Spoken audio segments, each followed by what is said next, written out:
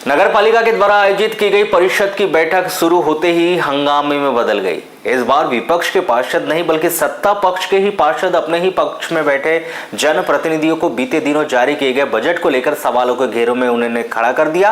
उन्होंने यह भी बताया कि जो बजट जारी किया गया है उसमें अनेकों खामियां हैं। जो बजट लाया गया है वह सही नहीं है। कई विषय तो बजट में हास्यास्पद भी लग रहे हैं, जिसमें नगर पालिका के द्वारा सीधे सीधे बजट को 3 से 4 गुना बीते वर्ष की तुलना में बढ़ा दिया गया, जो सही नहीं है। उन्होंने वीडियोग्राफी, कंप्यूटर रिपेयर सहित कई ऐसे विषय का जिक्र भी किया जिसमें नगर पालिका के द्वारा बीते वर्ष की तुलना में इन कार्यों को खर्च को 10 लाख रुपए बजट जो उठाया जाता था, अभी सीधे सीधे इनकी राशि 3 से 4 गुना बढ़ा दी है।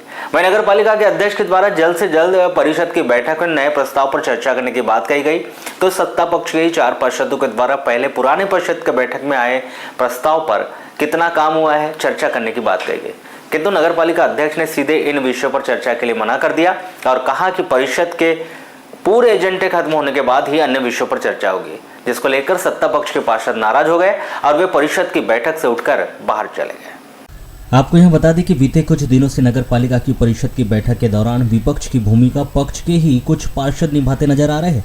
जहां पहले विपक्ष जोरों से शहर विकास के मुद्दों को लेकर गरजता रहा है, वहां अब सत्ता पक्ष के ही कुछ पार्षद वार्डों की समस्या को लेकर अपनी बात परिषद की बैठक में रख रहे हैं।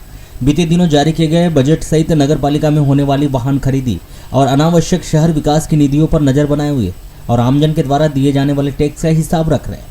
ऐसा ही नजारा 18 जून को परिषद की बैठक में भी देखने को मिला। यहाँ 7 प्रस्ताव को लेकर नगर पालिका की परिषद की बैठक आयोजित की गई थी।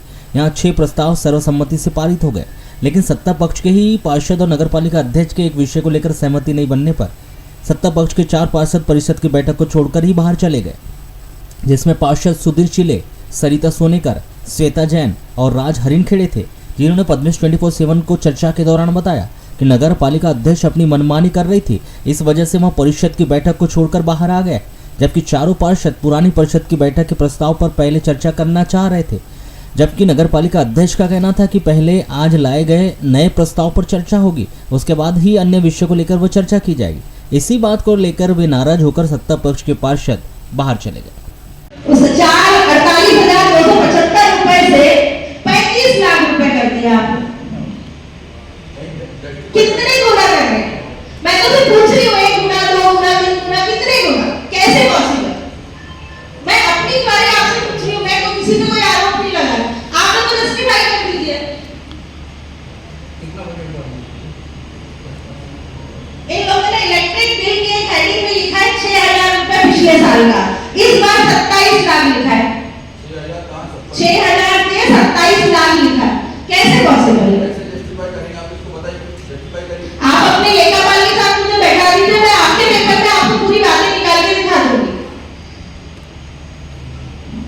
और बड़े इससे ज्यादा वेब अपडेट, मैं मानती हूँ कंप्यूटर अपडेट होते हैं, 48,000 रुपए वेब अपडेट होना था, अब उसमें 6 लाख रुपए में होगा। शायद पूरे नगर पालिका के सिस्टम अपडेट किए जाएंगे, एक को भी छोड़ा नहीं जाएगा। जब से मैं पार्षद बनी हूँ, बोलते आपके लिए बोले अभी सम्मानीय, आप लोग इतनी ताकत रखते हैं, आप यहाँ बात रखें। मैं पार्षद बनी हूँ, वार्ड नंबर 10 का काम सैंक्शन हो चुका है, सब कुछ हो चुका है, ओके हो चुका है।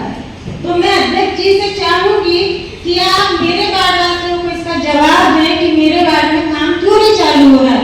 उसकी वजह ये नहीं है कि मैं अभी तक कौन से काम हुए हैं वार्ड नंबर 10 में और कौन से पेंडिंग है, इंजीनियर कौन है 10 का, वो बता दो खड़े होकर, तो अभी को भी क्लियर हो जाएगा कि 2-2.5-3 साल के कार्यकाल में कुछ भी काम नहीं हुआ है, उनकी गलतफहमी नहीं हो जाएगी। कुछ भी नहीं बोली मैंने, लेकिन जहाँ आप जाकर देखिए घोड़ा गली है, जहाँ नाव जो काम हुए वो आपको स्वीकार करने पड़ेंगे। ये नाली, ये रोड बनी है आपको। मैं कर रही हूँ, मैंने कहा नहीं बोली कि मैं। और दूसरा जो काम आपके होल्ड में, ये लिस्ट अभी आपके सामने आई है, वो अभी हमारा यहाँ पे सैंक्शन हुआ है, अभी अपन उसको वर्क ऑर्डर देंगे। तो कोई भी चीज के लिए मैं वही बोल रही हूँ कि आपको विस्तृत में अंशिका मैडम ने जो भी वार्ड, क्यों आपकी जवाबदारी है ना राजस्व की व्यवस्थाएं देखने की, फिर क्यों नहीं? आप व्यवस्था बना नहीं रहे हो, व्यवस्था के ऊपर और अतिक्रमण पे अतिक्रमण होते जा रहा है। तो कार्रवाई कब होगी? समय बताइए कितने दिन में आप कार्रवाई करोगे? पुलिस प्रशासन को अंदर बैठा लो ना, बात खत्म करो। ठीक है तो है, समय तो बताओ। कार्रवाई तभी होगी जब इन पे कार्रवाई होगी। और मैं अभी यहाँ पूरी परिषद बैठी हुई है, 2 मिनट कमलेश भैया, 2 मिनट, पूरे परिषद के सदस्य बैठे हैं और सभी विभाग प्रमुख बैठे हैं। सिर्फ राजस्व की बात नहीं कर रही हूँ कि राजस्व प्रभारी ने राजस्व की व्यवस्थाओं को बिगाड़ा। स्वास्थ्य विभाग की चर्चा हुई कि होटलों का निरीक्षण करें कि उनके चैम्बर बने हैं कि नहीं। अगर राजस्व की हम चर्चा कर रहे हैं कि वो प्रॉपर दुकान वालों को देख रहे हैं कि नहीं, कि वो उनका अतिक्रमण है, अस्थायी दखल और जो भी उनकी तो पूरी डिटेल उनके पास होगी, कौन किस हिसाब से। देखिए, परिषद की बैठक आज हमारे जो पिछले एजेंडे थे जिसमें इन्होंने सारे प्रस्ताव पास कर दिए थे, हम कुछ पार्षदों का, हम सत्ता पक्ष के पार्षद हैं, हमारा यही कहना था कि आप पिछले प्रस्ताव जो पास हुए हैं वो पूरे हुए कि नहीं, सारे काम हुए कि नहीं वो बता दो। तो अध्यक्ष जी द्वारा ये कहा गया कि हम पहले एजेंडा पढ़ेंगे, उसके बाद आपकी बात की चर्चा होगी। हमने कहा कि पहले एजेंडा के पहले हम पहले चर्चा कर लेते हैं, जो प्रस्ताव हमारे पास हुए हैं उस पर चर्चा कर लेते हैं, क्या हुआ क्या नहीं हुआ। अध्यक्ष जी एकदम से भड़क गई, मुझे बोली कि मुझे जो करना है मैं वो करूँगी। तो ऐसा नहीं होता, हम लोग सत्ता पक्ष के पार्षद हैं और हम अपनी परिषद की गरिमा रखते हुए, उनका उसका ध्यान रखते हुए हमने यही कहा कि आप पहले इस पर चर्चा कर लो, उसके बाद एजेंडे पर चर्चा की जाए। इसका मतलब यही हुआ कि हमारी सत्ता पक्ष की कोई चल नहीं रही है, मनमानी हो रही है ना। लेकिन सत्ता पक्ष के पार्षद तो आप भी हैं, फिर आपकी क्यों नहीं चलेगी? परिषद में तो यही हो रहा है ना, सत्ता पक्ष के पार्षदों की सुनवाई नहीं हो रही है ना, हमारे वार्ड के काम हो रहे हैं। हम अपने वार्ड के काम कराने के लिए तो परिषद में मीटिंग करते हैं, हम परिषद में नहीं बोलेंगे तो और कहाँ पर बोलेंगे। 4 महीने 6 महीने में एक परिषद होती है और परिषद में बोलने का हमको मौका मिलता है। अध्यक्ष जी अपनी मनमानी करती है और बोलती है कि मुझे जो करना है वो कर लूँगी। क्या ऐसा नहीं होता है ना? ऐसे परिषद, ऐसी नगर पालिका चलेगी तो जनता का क्या होगा? और सारे प्रस्ताव उनके गलत है, पूरा एजेंडा, पूरा बजट गलत है। कि मैं पुरानी परिषद का मैटर इसलिए उठाना चाह रहा था क्योंकि कुछ प्रस्ताव गलत तरीके से पास हुए, जैसे कुछ प्रस्ताव में जन भागीदारी से प्रस्ताव पारित कराया गया और उनको दूसरी योजनाओं से काम किया गया, उसकी हम चर्चा कराना चाह रहे थे। और अध्यक्ष जी अपने मन से बोलती है कि हम पुराने उस पर चर्चा नहीं करेंगे। हमने पिछले बार इनके कहने अनुसार एजेंडे पे चर्चा की है, उसके बाद में जब हमने बोले कि पुराने एजेंडे पर चर्चा की जाए तो उन्होंने मना कर दिए कि नहीं, बोले समय हो गया है, बोले अब पुराने एजेंडे पे चर्चा नहीं हो सकती। इसलिए हमने इस बात चाहते कि परिषद पहले पुराने एजेंडे पे चर्चा कर ले, उसके बाद में नए एजेंडे पर चर्चा की जाएगी। जैसे कि मैं उदाहरण देता हूँ, मेन रोड में नाली बन रही है, वहाँ पे 45 दिन से लोगों को पानी नहीं मिला। मैंने अध्यक्ष जी से कई बार बोला, अध्यक्ष जी उसकी तरफ ध्यान नहीं देती। हम चाह रहे थे कि पहले परिषद पे पहले एजेंडे पे चर्चा की जाए, उसके बाद में नए एजेंडे पे अपन चर्चा करेंगे। परंतु तो अपनी अकड़ दिखा रही है कि नहीं, पहले वाले एजेंडे पे बाद में चर्चा करेंगे। ये गलत है और वो पुराने पार्षदों को जिस तरीके से अपमानित कर रही है, ये मेरे को ऐसा लगता है कि पार्टी के हित में भी नहीं है। वही अभी बजट पे चर्चा हुई, 2 मिनट मैंने उनसे समय मांगा, मुझे दिया गया। और जो खामियां थी, जैसे कि नगर पालिका के बजट में 16-17 हज़ार रुपये पर डे के हिसाब से कार्यक्रम का बजट रखा गया है। तो मेरा यही कहना है कि अगर अपनी नगर पालिका के पास अभी इतना फंड नहीं है, अभी हमारे कर्मचारियों की रिसेंटली 3 महीने की तनख्वाह नहीं हुई, तो मेरा ये कहना है कि इतना कार्यक्रम मद या कोई भी चीज़ को इतना खर्च करने की क्या आवश्यकता है। पहले तनख्वाह दी जाए, पहले नालियाँ रोड सुधारी जाए, पानी का प्रेशर बढ़ाया जाए। ये सब पे चर्चा हम करना चाह रहे थे बजट की चर्चा के बाद। तो अध्यक्ष जी ने सीधे सीधे ये कह दिया कि नहीं, किसी की नहीं सुनी जाएगी और पहले अभी का ही एजेंडा पढ़ा जाएगा। तो उस पर हमारी ये प्रतिक्रिया है कि भाई आप नया हर बार पास करती हैं, पर पुराने पे काम हुआ या नहीं हुआ, क्या हो रहा है वो हम जानना चाहते हैं। बस इतनी सी बात है।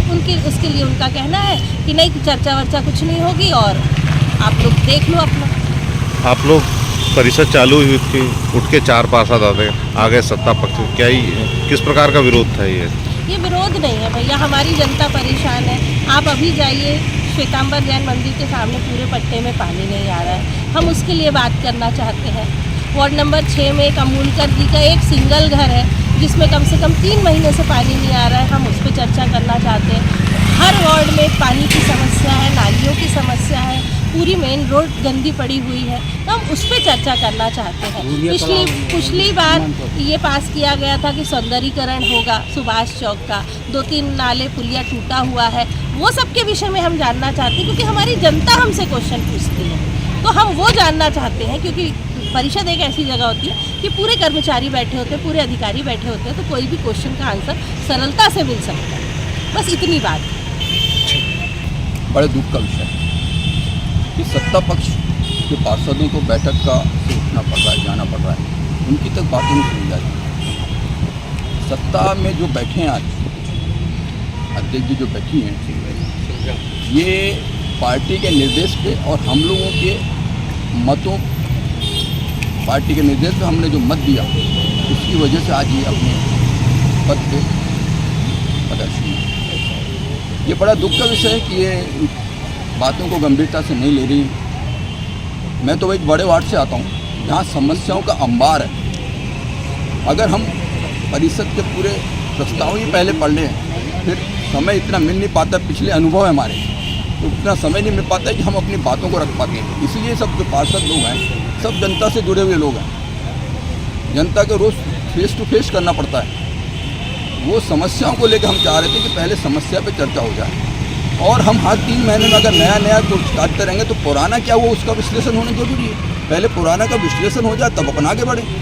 अब जैसे इसी में प्रस्ताव आना, प्रस्ताव नंबर 2 जो एक कॉम्प्लेक्स से जुड़ा हुआ है।